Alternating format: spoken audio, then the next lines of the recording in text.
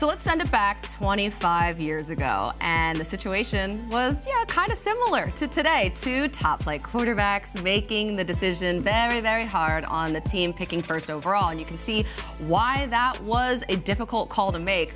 Ryan, you had Peyton in terms of yards per game and your final college season, but then Manning edged you out in touchdowns and Heisman voting. Ultimately, the Colts ended up making the choice Manning at number 1, but you were very familiar with the guys right now at the top of the draft in Bryce Young and C.J. Stroud. It's going to be a tough decision, but setting all of that aside, who should the Panthers ultimately go with first overall? Yeah, anytime you have two quarterbacks being selected around the top of the draft, it's unique. There's only been, I think, seven times or so that it's happened. So it becomes a huge discussion point, everybody going back and forth. And I heard somebody talk about the general managers and the scouting system. I think it was Bill Polian the other day. He says, we know, no one makes this meteoric rise, all of a sudden 2 weeks before the draft. All of a sudden, a lot of news we hear about this testing that Bryce Young just got back. There's more data, but they know who they're drafting. This is all a shell game now. Carolina knows who they're taking. I still think it's going to be C.J. Stroud.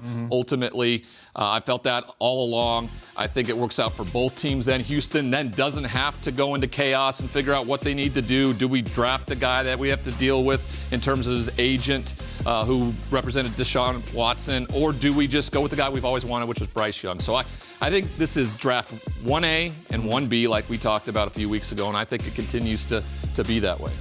Look, personally, and I want more thoughts from you on this, Ryan, I think if you want Bryce Young, you have to really want him so much more. I always think a lot of these people seem to look at these two quarterbacks fairly equal, and if they're equal, you take Stroud. I just want the bigger athlete. Yep. If there's a tiebreaker, it's that. But I look from your perspective because the short quarterback tough, complete opposite of what you were. Big, giant guy in the pocket. I've heard McVay talk about it where he's like, it's not about throwing over linemen, it's about finding avenues to throw through. Where do you come out on the difficulties of someone like Bryce Young at 5'10" being an NFL quarterback? It makes it more difficult. You have to find throwing lanes.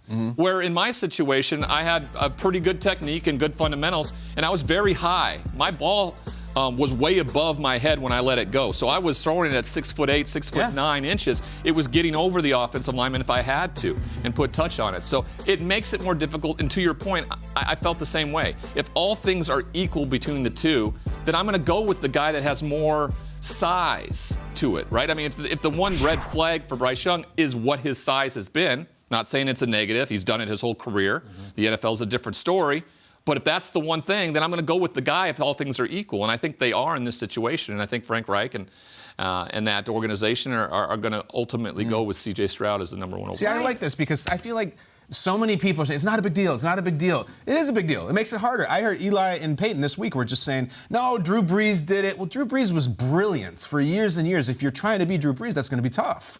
Drew Brees was bigger than C.J. Stroud. Yeah. Significantly. C.J. Stroud's 185 pounds. You mean Bryce Young? Bryce Young. My apologies, guys. Bryce Young, 185 pounds. That's a major statement to be making, taking that guy first overall. That said, the comparisons that are made to Bryce Young are not quarterbacks, point guards. They say this guy moves like Steph Curry on the court. This guy moves like he's Trae Young out there. He just has a complete mastery of his presence, of where he is. And when you talk to Saban, and this is where I'm going to ask you. Mike Price was probably your college coach. Saban has had Mac. He's had Tua. He's had Hurts. He has never spoken about any of these quarterbacks. Like apparently he's talking about Bryce Young. Do you take anything in that he is so over the top as a cheerleader for Bryce Young when he hasn't been that way for, hey, he's always been positive about the other three guys, but this dude is the one that he talks about like no other. It always astonished me when Coach Price would have the next great quarterback at Washington State. Like, he would talk to him in such glowing terms, like, this is the best quarterback I've ever coached, because he's your quarterback at the time. It makes sense. So I understand that it keeps getting more glowingly and glowingly down the line. He's incredible. He's done it since he was a high school player. It's never affected him differently. The NFL's a different monster. You know this better than anybody. It just is. I felt like I could walk in and continue to do the things I'd done where I was so successful. And it is an absolutely different monster. So, and he's going to a bad team, most likely. And that takes a lot. He's played for the best football teams throughout his career. He went to Modern Day in Southern California. He went to the University of Alabama. If he goes to the Houston Texans, They are bad right now. Yeah. There's a reason why they've been drafting at the top of the draft for the last few years. So all of this goes into it. We talked about it last time. The two variables you can't quantify going in. One of them is starting to shift a little bit because of NIL. How are you going to deal with all that money? Yeah. Second, how are you going to deal with failure on the highest possible level? You know, he has not necessarily failed.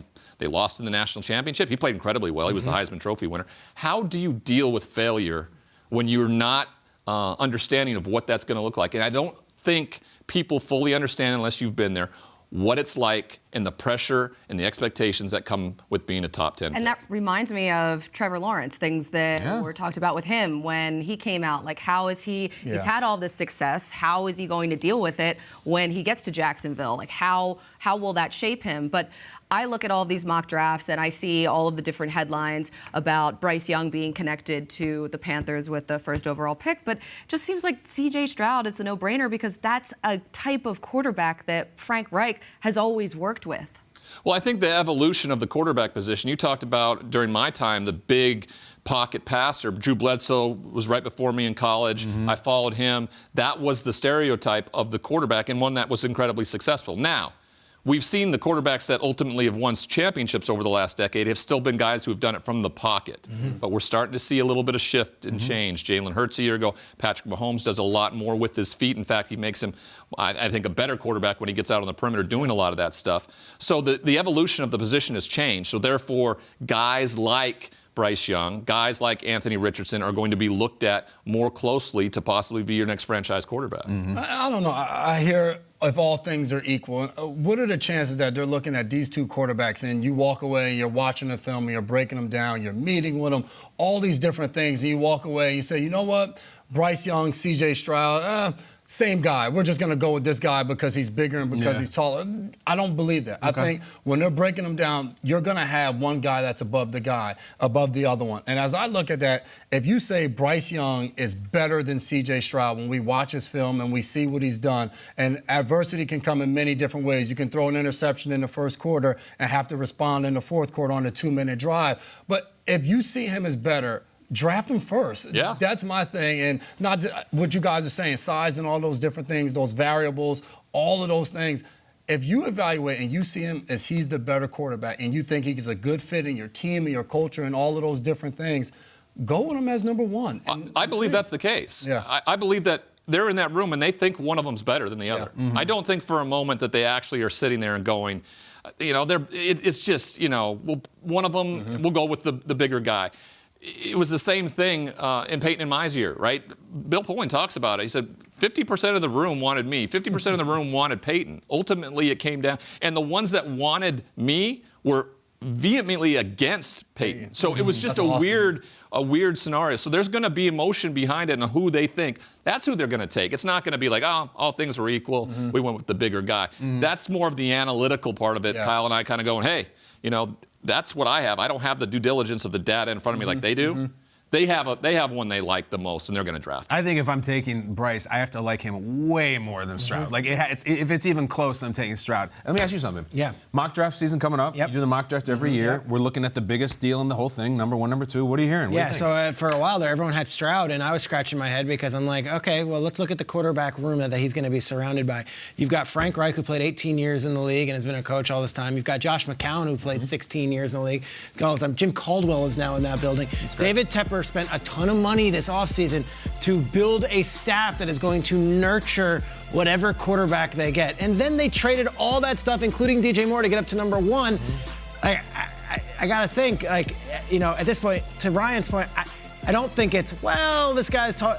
I have to think that they've got to be blown away by their quarterback for them to take him number one. And I think Bryce Young could blow them away in these interviews. I think he's got this general's mentality that everyone says, the way he leads a room, the way he operates. Nothing against Stroud. I don't hear that from the Stroud side. And, you know, Ohio State has this fine tradition also. But this is like the Pied Piper right here, this Bryce Young. And I think that might make a difference. Face of a franchise, we don't want to be doing this anymore. So I don't think it's just size and build. I think it's the individual and the person, to what Jason's saying as well. Ryan, who would you take?